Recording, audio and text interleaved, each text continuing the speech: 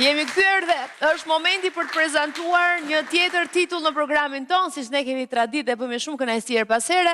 Kam të ftuar Vasilika Tafën, drejtoren e shtëpisë botuese Ombra GVG, dhe që këtë herë na vjen me një tjetër titull. Vasilika që sot është bërë kështu me trëndafila.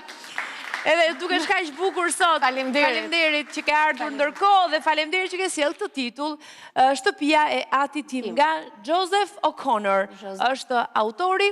Ne duam të dimë sigurisht rreth historisë që sjell ky libër, mesazhit, mënyrën të shkruarit për autorin, por le ta nisim me insertin që kemi përgatitur fillimisht dhe më pas me Vasilika Tafën në studio. Ndjek.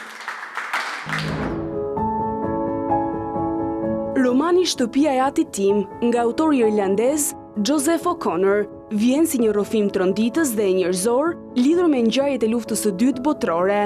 I sjell në shqip nga shtëpia botuese Ombra GVG, libri na pasqyron Romën e vitit 1943, në një kohë kur qyteti ndodhej nën pushtimin nazist dhe jeta e mirë e njerëzve varej mes frikës dhe shpresës.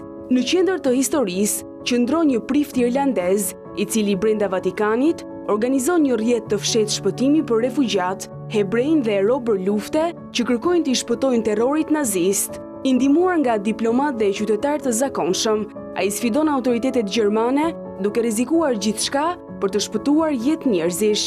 Shtëpia e atit tim, një roman i cili flet për guximin, besimin dhe humanizmin në kohët më të errta të historisë, një histori mbreslënse, e cila dëshmon se edhe në mes të luftës, shpresa dhe mirësia mund të mbijetojnë. Autori i këtij romani, Joseph O'Connor, është një nga shkrimtarët më të njohur irlandez, romanet e të cilit janë përkthyer në 40 gjuhë të botës. Ai është romancier, skenarist, dramaturg, prezantues dhe profesor. Ka punuar për revistat Sunday Tribune dhe Esquire, si dhe është fitues i shumë çmimeve. Ky është materiali. Vasilika, le ta nisim nga autori. Diçka tham aty në prezantim, po cili është Joseph O'Connor? Joseph O'Connor është një autor irlandez, tashmë ka kaluar kufijtë e Irlandës dhe të Mbretërisë të Bashkuar, sepse librat e tij përkthehen në 40 gjuhë të botës. Është nga ata autor që thuajse ka marrë shumë çmime të rëndësishme letrare. I fundit është çmimi i Bibliotekës të Amerikës dhe mendoj që është nga ata autor që është shumë bukur që përkthehet dhe vjen në duart e lexuesit shqiptar, sepse sjell histori të jashtëzakonshme, histori të cilat të ngelin në mendje, por ka një letërsi të bukur. Mënyra se si e përcjell subjektin dhe personazhet është një letërsi e vërtetë. Është nga bashkohorët, le themi. Bashkohorët më të famshëm. Tuaj që keni zgjedhur juve të botoni në shtëpinë tuaj botuese, le të tregojmë diçka më gjatë edhe më konkretisht për subjektin, po pas zbuluar sigurisht ato gjërat. Është më interesante edhe për të moshuar kuriozitetin e lexuesve. E para, ky është një libër, një thriller historik. Ne na pëlqen të sjellim thrillera historik sepse bashkohësia ndonjëherë është e bukur, por historia është më të rejtëse për të kuptuar se si shoqëria njerëzore ka kaluar në sfidat e saj. Dhe pikërisht lufta e dytë botërore ende ngelet një nga subjektet më të bukura për shkrimtarët e mëdhenj. Ai ngjarjet i ndërton në Romën e vitit 1943, të pushtuar tashmë nga nazistët. Kishte rënë Mussolini dhe nazistët kishin pushtuar Romën, por kontrollonin gjithçka.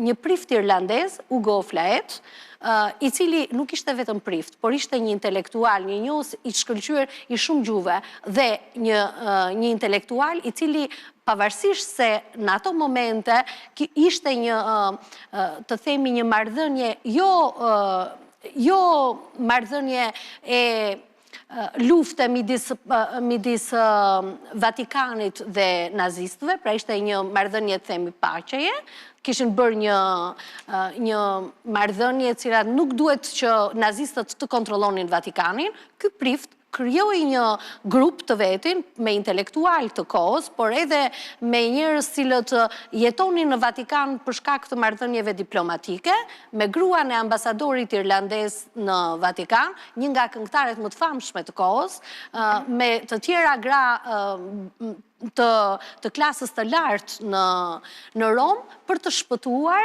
ebrejt dhe njerëzit të cilët duhet të shpëtonin patjetër për ndjekjes të nazistëve. Por ata zgjodhen një ditë të rëndësishme, ditën e Krishtlindjeve, për të organizuar këtë largim masiv të këtyre njerëzve që nuk donin të binin në dorën e nazistëve, ju desh të krijonte një grup të cilin e quajti Kori. Pra, të gjithë këta njerëz të famshëm mblidheshin në një nga kishat e Vatikanit dhe krijuan Korin. Në Kor duhet të lidheshin me njëri tjetrin edhe për të kuptuar se ku ishin fshehur, hebrejt apo njerëzit e rezistencës që duhet largoheshin nga Roma. Atëherë ata i vënë emrin Libra dhe vendet ku strehoheshin i vënë emrin Rafte. Pra, Gestapoja nuk arriti do të merrte vesh asnjë gjë për këtë Libra dhe Rafte dhe vetë organizimi u quajt Kori, sepse ai ishte edhe një nga njohësit më të mirë të artit edhe të muzikës, sidomos muzikës operistike. Unë do të thoja që mënyra e ndërtimit të këtij romani është kaq interesant sa ndonjëherë personazhet, domethënë krijohet një autori rëfen një subjekt shumë të bukur dhe ti e magjepsur pas subjektit të ti se çdo të ndodh dhe pastaj nxjerr në pa se cili nga personazhet e Korit, pra nga ata që kishin marrë pjesë në këtë grup për të shpëtuar, ebrejt edhe këta njerëz të rëndësishëm që kishin marrë pjesë në rezistencë, të gjithë ata rëfenin se si ishin lidhur me këtë prift. Por ajo që besoj do t'i emocionoj të gjithë lexuesit e këtij romani është letra që në fund, në karikën me Rota, kur ai mbledh pas luftës të gjithë antarët e Korit të tij, shpëtimtarët e asaj dite të rëndësishme, ku ai duhet predikonte për Krishtlindje, është magjepse. Ajo, do me thënë, ishte nga befasit e romanit, një letër emocionuese.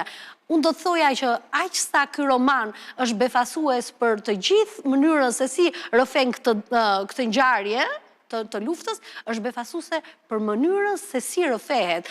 Është një letërsi e vërtet.